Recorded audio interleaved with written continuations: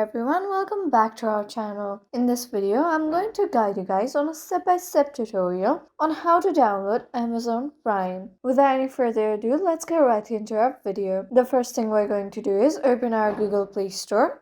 After opening your Google Play Store, you'll be on the home page. From the home page, you'll be able to see a search bar on the very top. Tap on the search bar and type Amazon Prime. Once you're done with that, here as you can see on the second option there is Amazon Prime. From here you'll have to simply tap on the install button. You'll have to wait for some time for your Amazon Prime to be installed. The time limit of your app to be installed is highly determined by your Wi-Fi connection. And just like that, here as you can see, you have successfully downloaded your Amazon Prime. You can also see whether your Amazon Prime app has been downloaded or not by going back. And here as you can see, the Amazon Prime has been downloaded. Thank you for staying to the very end of this video. I hope you found this video helpful. Don't forget to leave us a like and subscribe. Have a good day.